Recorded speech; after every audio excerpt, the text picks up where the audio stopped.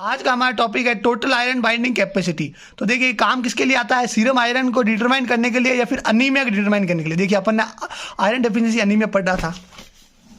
Iron deficiency anaemia में अपन ने क्या पढ़ा कि जो टेस्ट होता है जो कि मतलब करता है मतलब है ना आयरन को, तो वो टोटल आयरन बाइंडिंग कैपेसिटी और फेरेटिन। तो टोटल आयरन बाइंडिंग कैपेसिटी पढ़ रहे हैं आज अपन। तो देखिए टोटल आयरन बाइंडिंग कैपेसिटी के दो ऑब्जेक्टिव है। पहला तो ये सीरम आयरन को मतलब डिटेक्ट करता है और ये अनीमिया को डायग्नोसिस के लिए मतलब है डिटरमाइन करता है।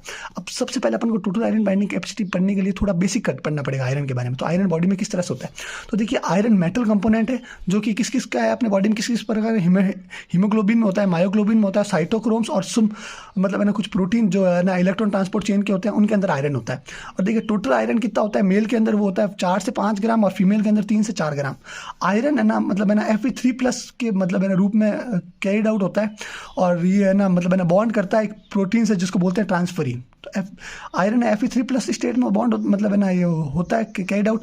और ये स्पेसिफिक आयरन मतलब है ना ये प्रोटीन है स्पेसिफिक आयरन ट्रांसपोर्ट प्रोटीन, उसका मतलब ट्रांसफर से कैरिड आउट होता है। और ट्रांसफरिन क्या है, iron binding blood plasma glycoprotein है, मतलब iron binding blood plasma glycoprotein है जो कि कंट्रोल करता है फ्री आयरन बायोलॉजिकल फ्लूइड में कितने फ्री आयरन है, ठीक है। और ट्रांसफरिन में क्या होता है, दो स्पेसिफिक मतलब है ना high affinity Fe3+ binding sites होती है, ठीक है। और लार्जली सिंथेसाइज जो ट्रांसफरिन है वो लीवर से सिंथेसाइज होता है और ट्रांसफरिन होता है वो है ना डिस्ट्रीब्यूट होता है आयरन में।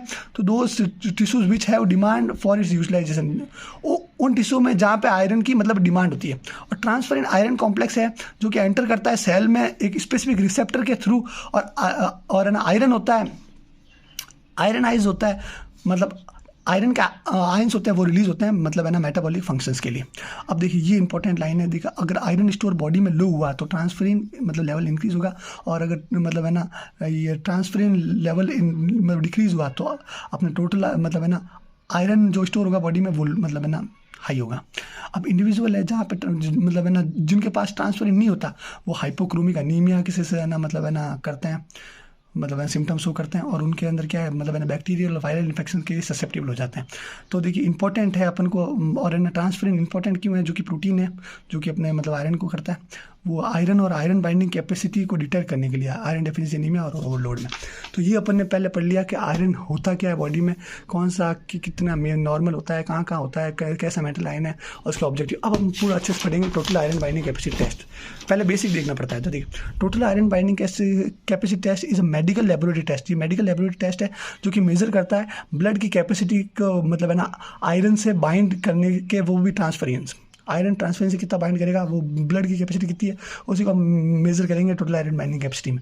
तो देखिए टोटल आयरन बाइंडिंग कैपेसिटी वो है ना मैक्सिमम अमाउंट है आयरन की जो कि मतलब है ना कैरी करता है विच इनडायरेक्टली मेजर्स ट्रांसफरिन, जो कि है ना इनडायरेक्टली अपन को मतलब है ना मेजर करता है ट्रांसफरिन का। और it is calculated by adding serum iron and unsaturated iron binding capacity. और ये हम कैलकुलेट किससे करते हैं, सीरम आयरन से और अनसैचुरेटेड आयरन बाइंडिंग कैपेसिटी से। अब देखिए टोटल आयरन बाइंडिंग कैपेसिटी क्या होती है, is most frequently used along with the serum iron, जो कि हम सीरम आयरन टेस्ट से मतलब है ना यूज होती है serum iron test to evaluate people suspected of having either iron deficiency anaemia और आयरन ओवरलोड हीमोक्रोमेटोसिस। और ये है ना मतलब है ना जो टोटल आयरन बाइंडिंग कैपेसिटी है ये हम सीरम आयरन टेस्ट के साथ करते हैं ताकि हमें पता चल जाए कि भाई किसी आदमी में आयरन डेफिशिएंसी एनीमिया है या फिर आयरन का ओवरलोड है जिसको हीमोक्रोमेटोसिस बोलते हैं। अब देखिए यहाँ पे ये हो गया अपना टोटल आयरन बाइंडिंग कैपेसिटी ये पूरा। और इसके अंदर जो ये है ये सीरम आयरन है और ये unsaturated iron binding capacity UIBC।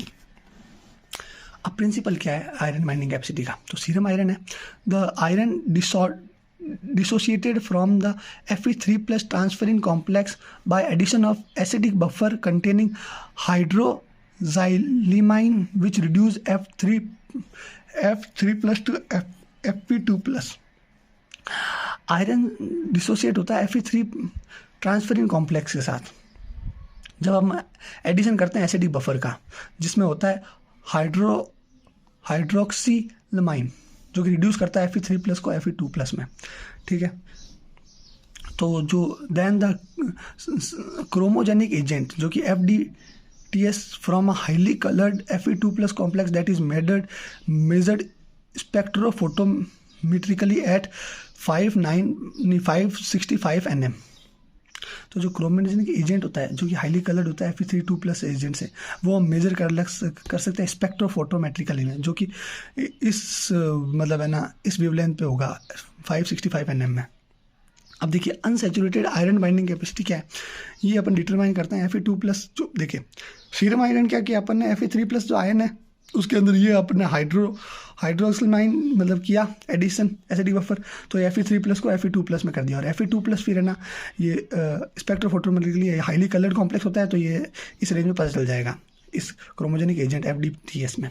अब अनसैचुरेटेड आयरन बाइंडिंग कैपेसिटी क्या है, ये डिटरमाइन करता है Fe2+ को सीरम में, सो दैट ये बाइंड होता है unsaturated iron binding side on transferrin, ये ट्रांसफरिन बाइंड होता है। तो जो एक्सेस Fe3+ है वो रिएक्ट करता है FDTS से और कलर कॉम्प्लेक्स बना देता है, जो कि हम मेजर कर सकते हैं स्पेक्ट्रोफोटोमेट्रिकली 565 nm वेवलेंथ पे। तो डिफरेंस क्या होता है, amount of Fe2+ added and the amount of Fe2+ measured represent the unsaturated iron binding capacity. देखिए सबसे पहले अपन देखते हैं सीरम आयरन ने क्या देखा, अपन ने Fe3+ को मतलब Fe2 में अपन ने रिड्यूस कराया हाइड्रोक्सिलामाइन से, और फिर क्रोमोजेनिक एजेंट डाला FDTS, तो हमें मतलब पता चल गया Fe2+ क्योंकि कलर एजेंट है।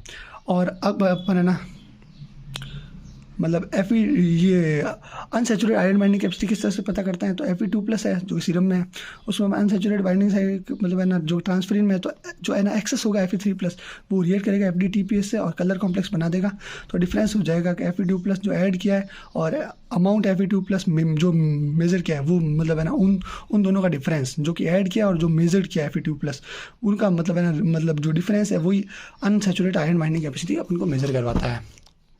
और टोटल आयरन बाइंडिंग कैपेसिटी हम मतलब डिटरमाइन कर सकते हैं सीरम आयरन को मतलब ऐड करके अनसैचुरेटेड आयरन बाइंडिंग कैपेसिटी की वैल्यू में। तो नॉर्मल रेंज कितनी होती है सीरम आयरन की 50 से 160 UG/dl, और टोटल आयरन बाइंडिंग कैपेसिटी की होती है 250 से 450 UG/dl, और ट्रांसफरिन सैचुरेशन होता है वो कि 20 से 55%।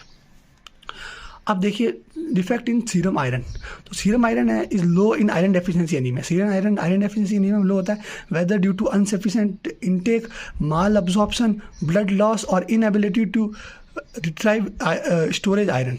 और देखिए सीरम आयरन है वो लो होता है आयरन डेफिशिएंसी एनीमिया में, क्योंकि इनसफिशिएंट इनटेक होता है, माल अब्जॉर्प्शन होता है, और ब्लड लॉस और inability to retrieve storage iron, इनकी वजह से सीरम आयरन डिफेक्ट हो सकता है। तो देखिए अपन खा ही नहीं रहे अच्छे से सीरम आयरन, या अब्जॉर्ब नहीं हो रहा, या फिर ब्लड लॉस हो रहा है, या फिर है ना मतलब है ना रिट्राइव करने की मतलब है ना आयरन वो ही नहीं है, तो फिर अपने सीरम आयरन कम हो जाएगा।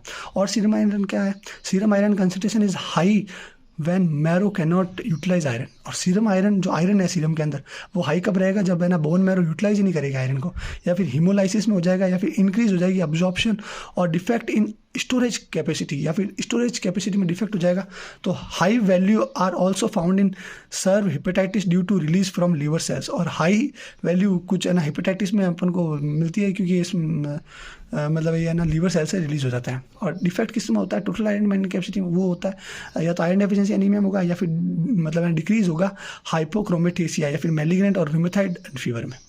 तो ये अपन ने पढ़ लिया total iron capacity iron deficiency anaemia में कम होती है, और डिक्रीज किस में होती है, और नॉर्मल रेंज क्या है टोटल आयरन बाइंडिंग कैपेसिटी की सीरम आयरन की, और ट्रांसफरिन के सैचुरेशन की। ट्रांसफरिन है क्या, कौन सा प्रोटीन है, और TIBC अपन किस से डिटरमाइन कर सकते हैं सीरम आयरन को अनसैचुरेटेड आयरन बाइंडिंग कैपेसिटी मतलब वैल्यू में डाल के। तो ये अपन ने पूरा पढ़ लिया अच्छे से, क्या होता है अनसैचुरेटेड आयरन बाइंडिंग कैपेसिटी, और क्या होता है सीरम आयरन कैसे उनका प्रिंसिपल है, और क्या होता है total iron binding capacity test, और किस तरह से अपना ऑब्जेक्टिव है, और अपना आयरन बॉडी में क्या होता है, किस तरह से स्टोर रहता है, कौन सा प्रोटीन रहता है, सारा सब कुछ अपन ने टोटल आयरन बाइंडिंग कैपेसिटी के बारे में जान लिया। अब हम अगले वीडियोज़ में जानेंगे सिकलिंग टेस्ट के बारे में।